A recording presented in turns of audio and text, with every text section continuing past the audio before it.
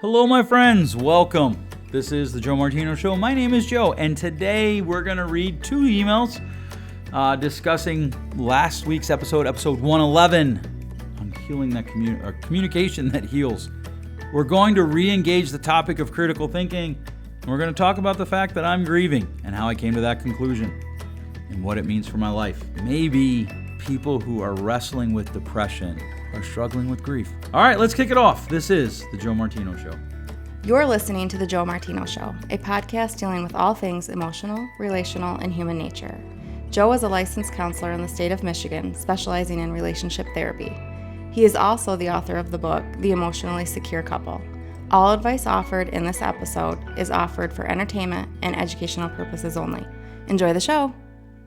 Okay, where to start today? I'm going to read some emails, messages that I've gotten from different people regarding different things. A couple of my last posts have gotten quite a few emails. Last week's, I believe it was called Communication That Heals. In the first 10 to 12 minutes, I kind of went off a little bit about our lack of critical thinking. We're actually going to pick up on that today. We're going to talk a little bit about me grieving. For a person who's depressed all the time, what I'm about to say could be a little offensive. But grief has come for me this year, this week, last 2 weeks, maybe 3 weeks. And that has led to some mild, very mild, probably. I am a clinical therapist. And yes, it is unethical to diagnose myself, but probably some mild depression regarding my children and my life and summer ending. And I want to talk about that. So this is going to be a bit of an eclectic episode. First of all, I want to read this. Dear Joe, I think some of the communication stuff comes from identity, not just ego, but having an identity built on, quote, my truth, end quote, and the fragility that brings about. If there are no absolutes and the truth is tied to, quote, my, end quote, current state of perception, rather than a foundation, lack of empathy because I can't understand why someone might think or be that way. If my truth, again, air quotes, is fragile, a disagreement will be an attack. So the person becomes a cornered lion. So fight or flight, either attack or, quote, I don't want to talk about it, end quote. Ha. The middle pause got me. And I believe that is referring to, I did part of, one of the things that I do in therapy when I'm working with couples is I talk about two ways that we approach conflict that's actually bad for the relationship. And it's called hunting and running. You might have heard it as blowing up and shutting down. I don't really like that analogy much because the hunter doesn't always blow up. They'll use sarcasm.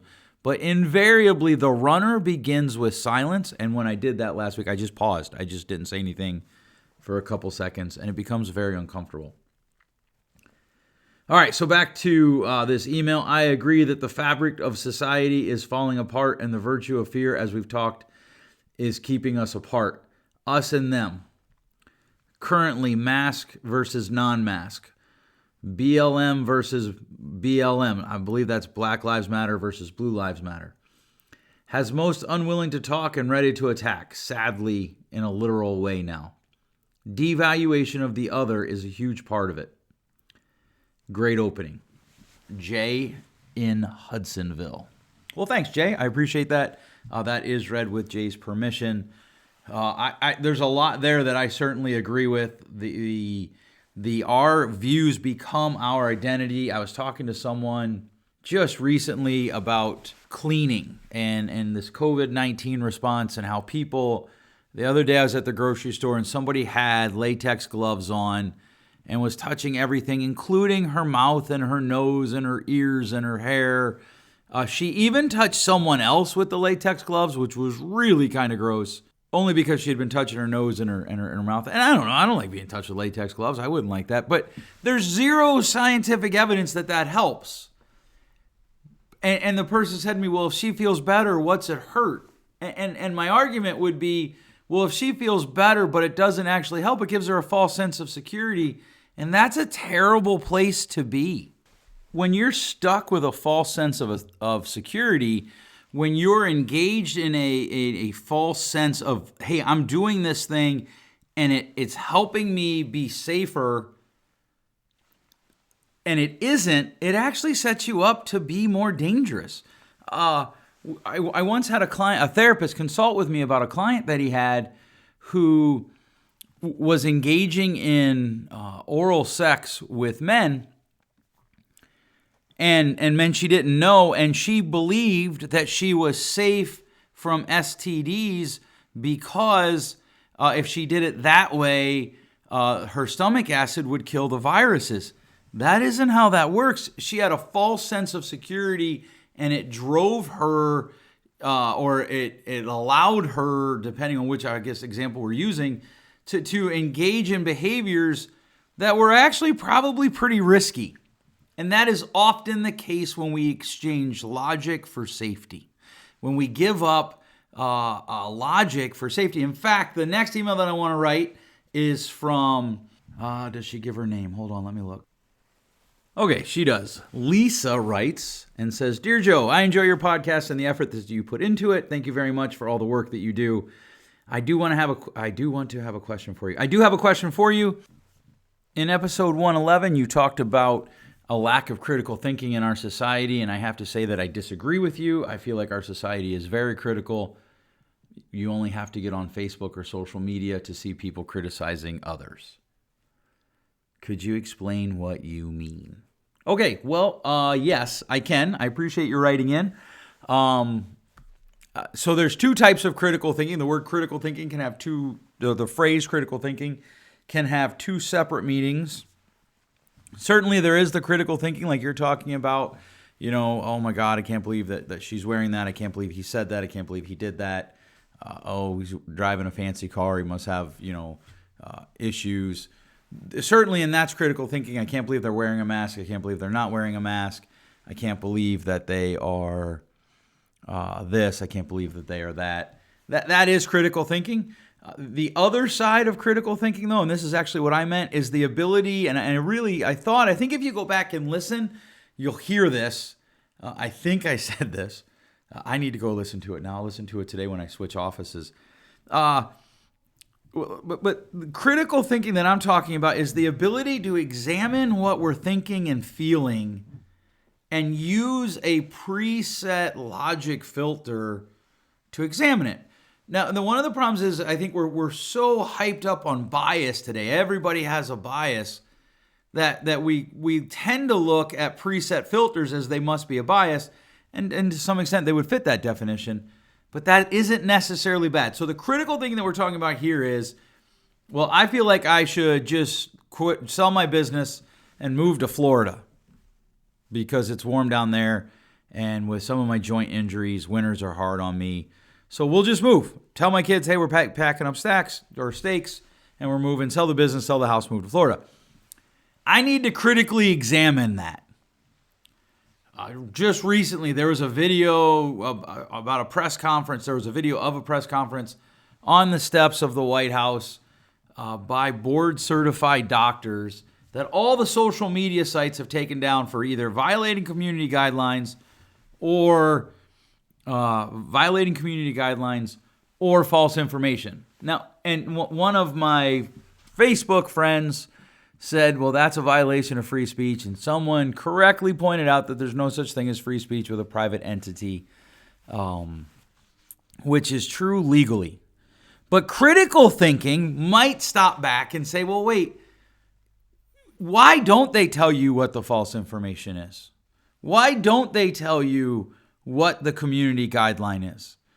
And I'm not a big conspiracy theorist. I was talking to someone on the phone yesterday who's very much into this is all a plot to move us to a certain political ideology, and I'm not looking to get into that with you, certainly in this format.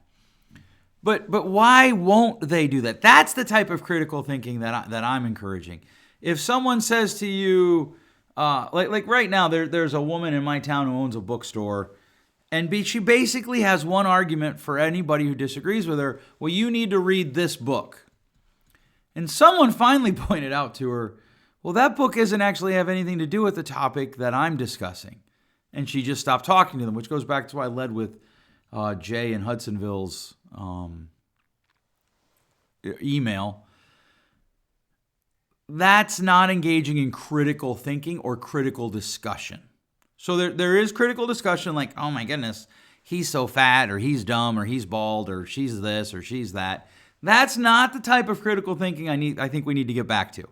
I would agree that we have enough of that. What we don't have enough of is, hey, I feel like I should do this, but should I really? What would be the likely outcome if I did this? What would be the consequences, both good and bad, if I did this? Whatever this is.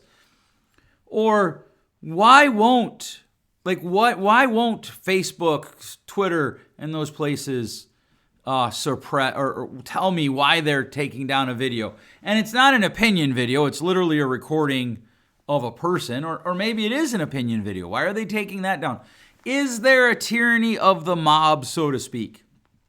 And we have to engage these things critically. The problem is that's work, and by and large, we're just exhausted. I don't even know if that's a real thing, but everybody, I'm just tired, I'm busy. And so they don't engage in critical thinking. They don't engage in arguments that follow some sort of logic.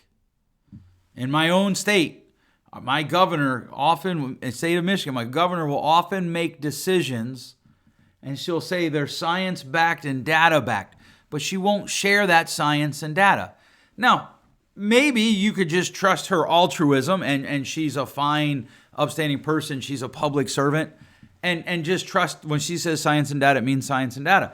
I'm not wired that way. I'm just not. I don't care if she's a Democrat. I don't care if she's a Republican. I don't care if she is the seventh purple to the blue power panda pop party. I don't just trust their altruism, because there are some things about human nature that just run true that for decades, thousands of years, we've probably accepted as common thought. And we live in a society where we should question things. We don't have to be mean. We shouldn't call names, but we should question things. That's the level of critical thinking that I want us to come back to. And I hope that we do. Because like couples don't engage much in critical thinking. I sit in the room all the time with people who have just come out of a divorce and like, well, I didn't think about this and I didn't think about that. Or maybe I did the wrong thing. Maybe I'm doing the right thing. Or they got married too young, air quotes, which I'm about to trigger somebody. Okay, so what? Right? So my three favorite questions, I've talked about them in the past. Why, so what, then what? Those are critical thinking oriented questions. Those are critical thinking based questions. Those are questions designed to help me and you think critically about what we're talking about. So for instance, with this email, a critical thinking response, I would say reaching out to the author or to the person who made the statement is one way to do that. Hey, what did you actually mean? Explain it.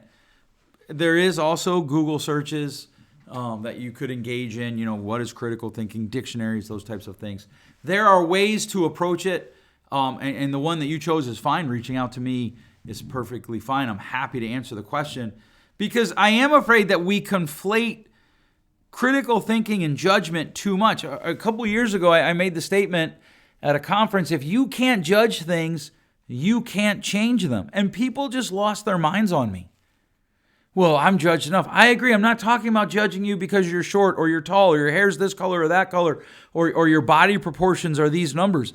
I'm talking about judging something. Does this add value to my life? That's a judgment. Does this take away from my life? That's a judgment. Is this the best use of my time? That's a judgment.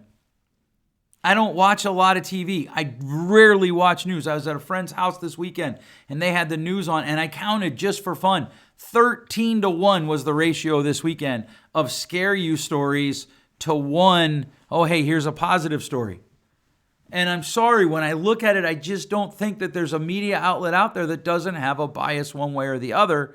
And I have to take that into account. Now, do I collect news? Sure. I read news. In fact, I would probably lose listeners from both sides if I told you the news sources that I engaged in. But I engage in them on my terms. In other words, I typically do reading. I watch video clips. I'm not going to give a half hour of my life to a news episode or whatever they call it, because I make a judgment about the value that brings to my life. Now, the guy I was talking to on the phone yesterday, people that disagree with them, he calls them stupid, fill in the blank as far as political party. To me, that's a judgment we can avoid. There are a lot of really good people that disagree about politics. There are a lot of really smart people that disagree about politics. I have friends on Facebook who, when I see their name come up as a comment, I know which way it's going to lean. And sometimes it leans left, looking at UB squared. Sometimes it leans right, looking at UKR. I don't even know if those people listen to this podcast, but if they do, maybe they'll figure out who they are. So much of what we do is an emotional reaction. The people, you've probably read or heard the joke, the modern day equivalent of I'm taking my ball and going home is the people who announce they're deleting Facebook. I'm out. And honestly, can I just tell you, I'm on the record as saying I love Facebook. I've thought about deactivating my personal account or just keeping it my wife and my kids and like 5 friends. And because there's just so much vitriol out there. And it's sad. It's a great business tool for me. So I have to use the business side of it. I don't have to, but I believe it's wise to. And so as we engage that, we have to make judgments about the value that Facebook brings to our life or the value that it takes away. And there's value that it brings to me. Right there when I said I don't have to, but it's a valuable tool. I think it's wise. That's a judgment. I want to go on record as this. There are certain judgments that not only is it okay for you to be making, but you should be making them. The problem is we all have experienced judgment in other ways. In fact, there's one that I had not really thought about as it relates to social media. And I had thought about it in person because I've experienced it in person.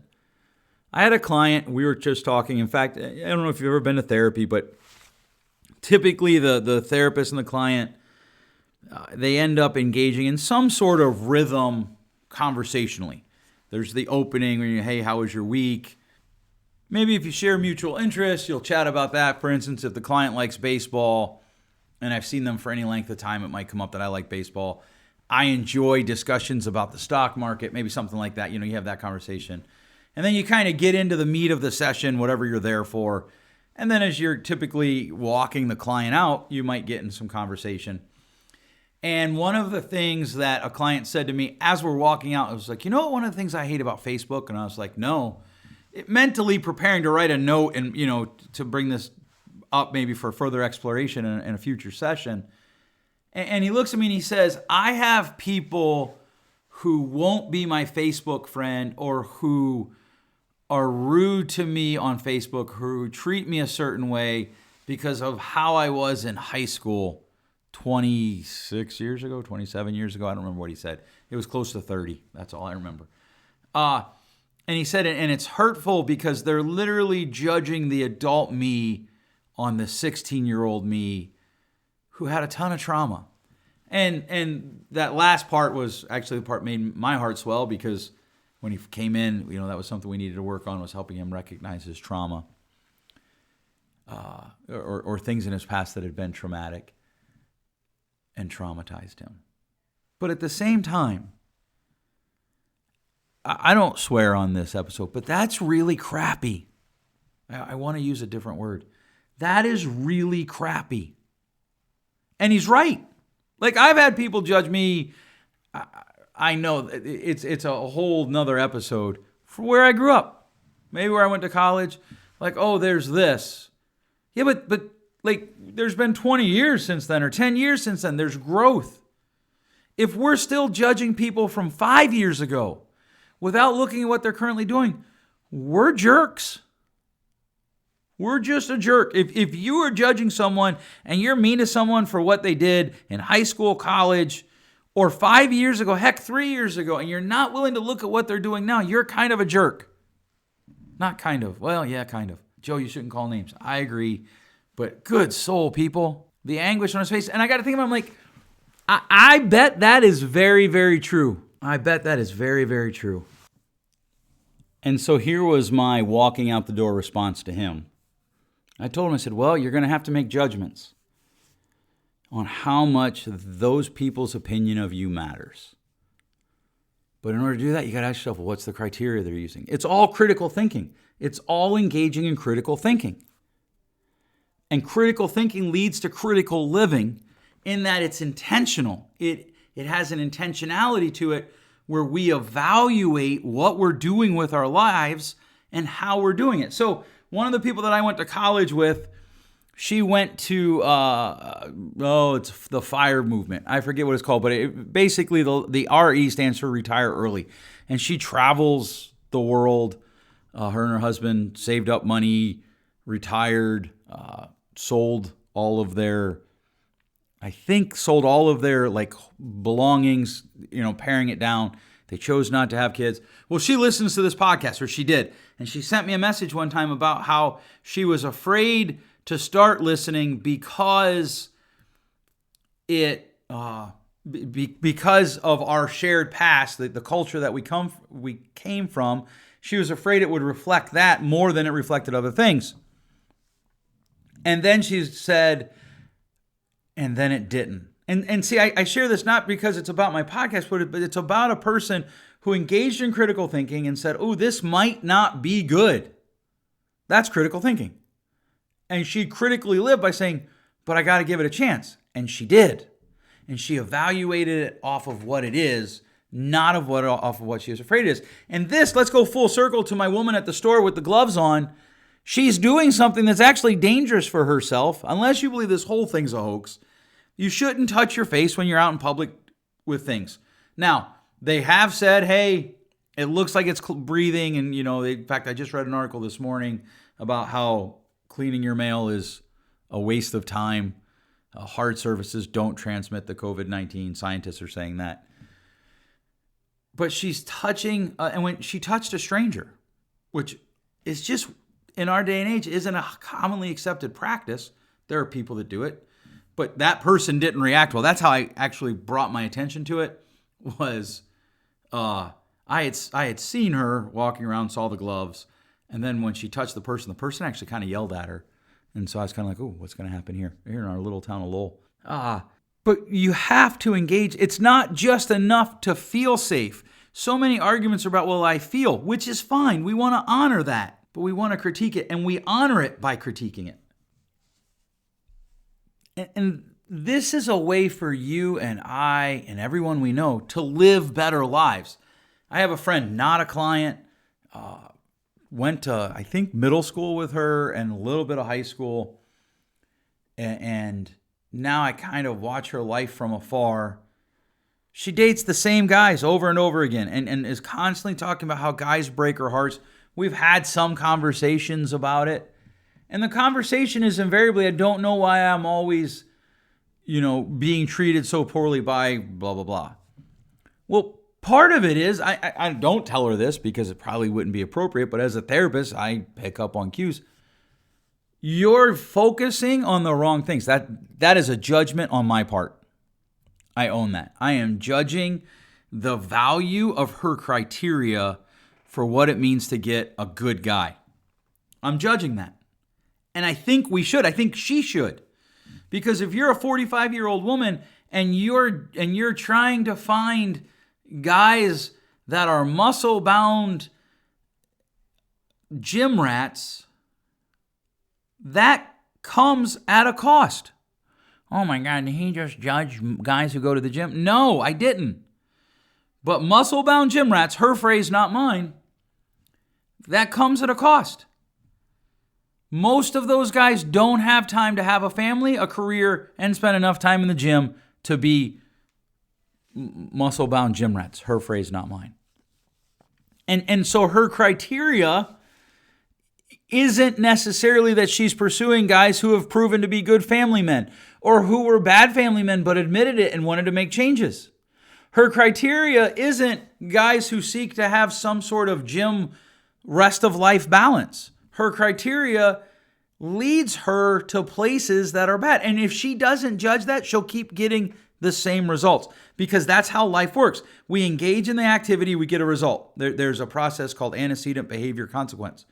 We've gone over that before. We'll probably go over it again.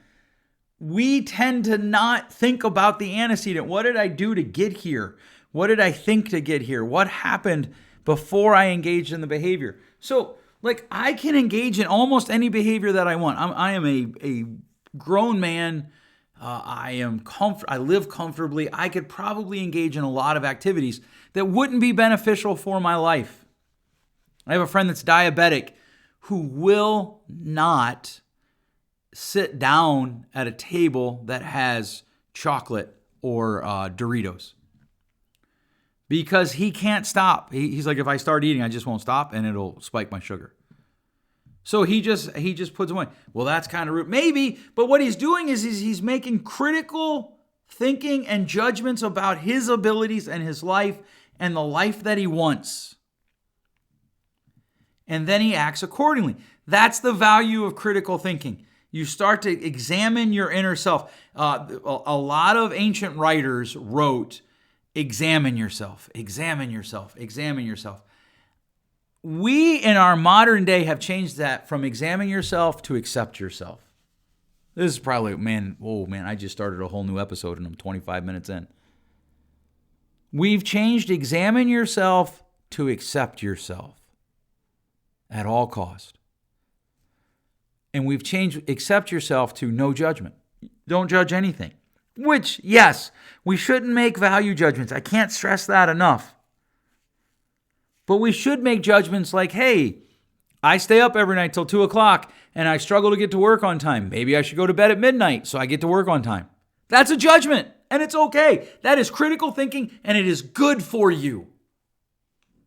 Hey, I don't like this thing that I'm reading on Facebook. Maybe I could delete the person or call them nasty names. Or maybe, and just hear me out on this, maybe I could just scroll by.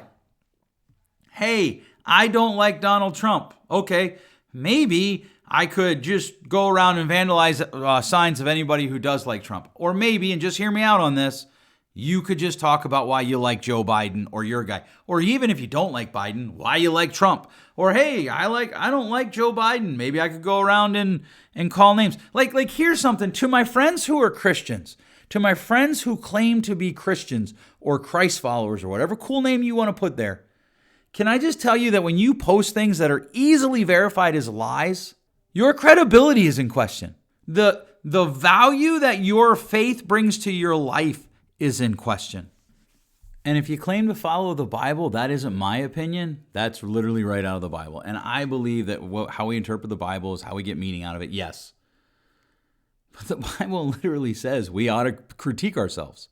We ought to think about ourselves. And if you don't follow the Bible, that's fine. There's plenty of other philosophers who agree with that. There are plenty of other sages who agree with that. Plenty of other wise people that agree with that. And even if you don't want to believe in any of them, you don't want to follow any of them, just look at our world. Are we really better off living in this emotional state of I just do whatever I feel? It's interesting. Portland's been an interesting city for me to watch. I have friends who live there who are very far left, or they probably consider themselves moderate.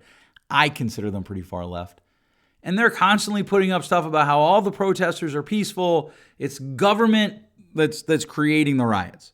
Then I have some friends who live there that are pretty far right. And the protesters are the problem. And you know what's really funny? Both people claim to have photo document evidence.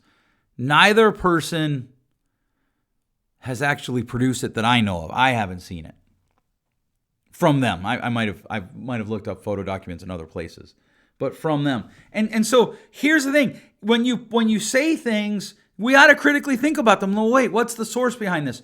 What is my reasoning? Where did I come to this conclusion? One time I said to my wife, we were talking about thought stopping. I was like, well, that isn't actually what thought stopping is. She's like, yes, it is. No, it isn't. Yes, it is. No, it isn't. Finally, she just pulled up the definition. She's like, here's the definition. How is this pragmatically different than what I'm saying? I'm like, I guess it isn't. She critically thought about what I said. She judged it as false, and she presented evidence to support it. That's a way that we say we're willing to examine, but we don't think things through. Last week, I talked about episode 111. I talked about how I posted peer-reviewed research to my wife's cousin, and he's like, well, I have 4 articles that refute that, and really what he had was 4 opinion pieces. Those aren't the same thing. False equivalency arguments. Those are things that come. We catch those when we're willing to have critical thinking about our lives. Which brings me to me grieving. I have felt off, and I've been able to camp most weekends. Friends of ours have a cottage. We take our camper there, drop it. It's been great. But I've been feeling off and waking up in the mornings and just, And part of it is at my age, a friend of mine joked, once you hit a certain age, when you wake up in the morning, you have to sit there and kind of warm yourself up like an old car. A lot of people who've only driven modern cars probably don't remember this. In fact, now with modern cars, they say you shouldn't do this. When I was a kid, I vividly remember my dad turning on his car and we'd all sit in it for, I don't know, probably 3 to 5 minutes. And you would hear the idle change, like you'd hear it warm, and it would change, and the idle would drop. And then it was good to drive. You could drive it. That's one of the ways you protect cars back then. And, bodies as you get older, you have to let them warm up before you can get moving. With COVID, gyms being locked down, I haven't been able to work out like I want. But part of it is, and I did bring this up just in passing, probably since the first week of July, I've been grieving. I'm grieving. I love summer. I love my kids being home. I love being able to spend a lot of time with them without the pressures of homework and projects and all of that. And don't get me wrong, I love to be with just my wife, to travel, just her and I.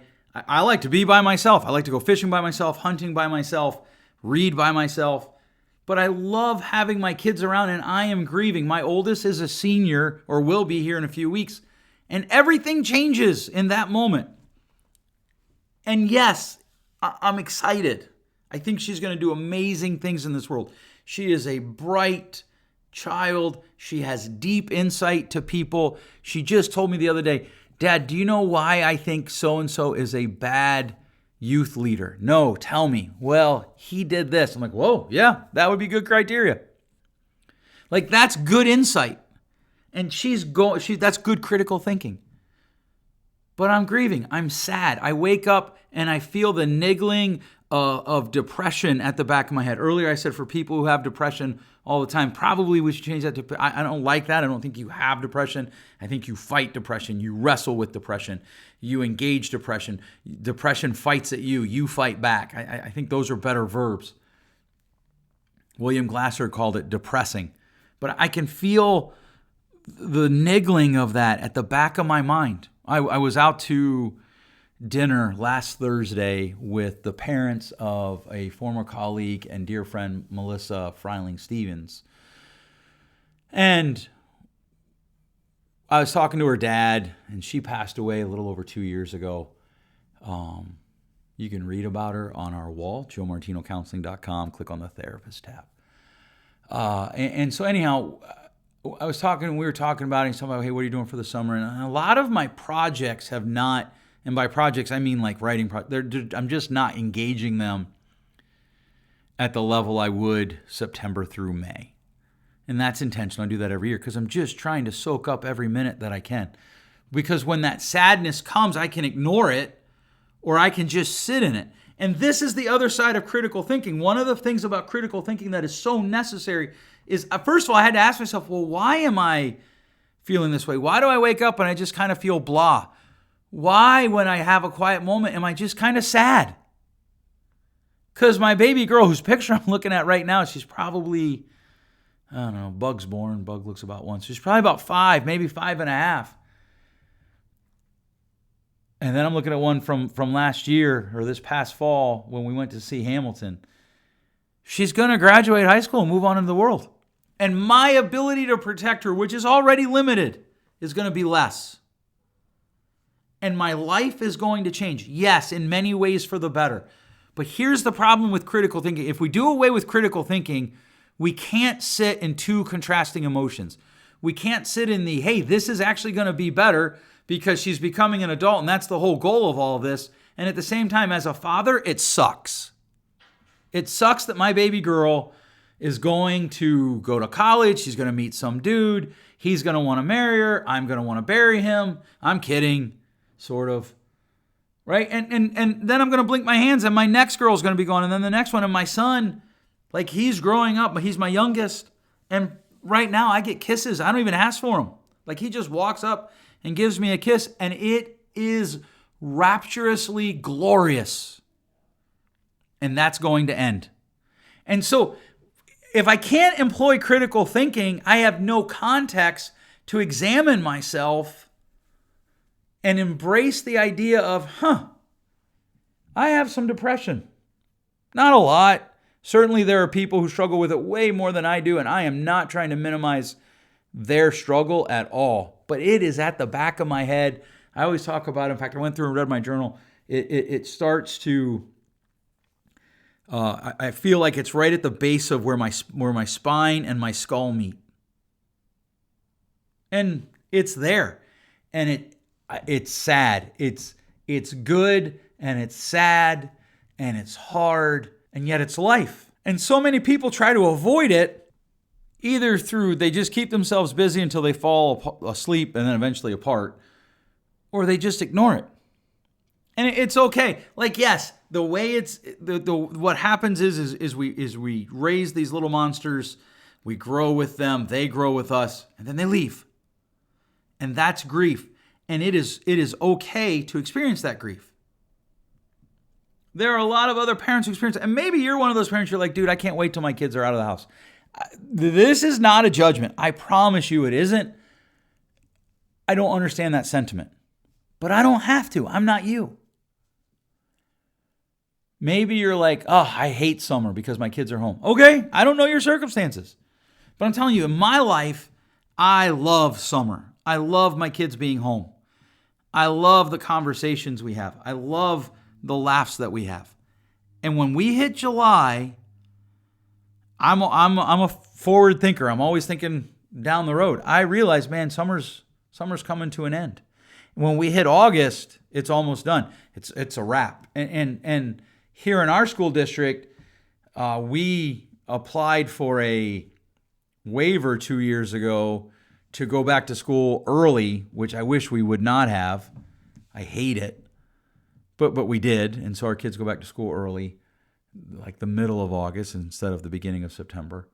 And it's fine, and I'll adjust, and I've gotten through every other summer like this. But there's this realization that time is slipping through my hands because the end comes for all of us. Like, that's the beginning of critical thinking. There's a principle of thinking about the end from the beginning. Where will this lead me? That's critical thinking. I have this grief. How will I handle it? That's critical thinking. My daughter's about to be a senior in high school, doing college and high school at the same time. What does that mean for me?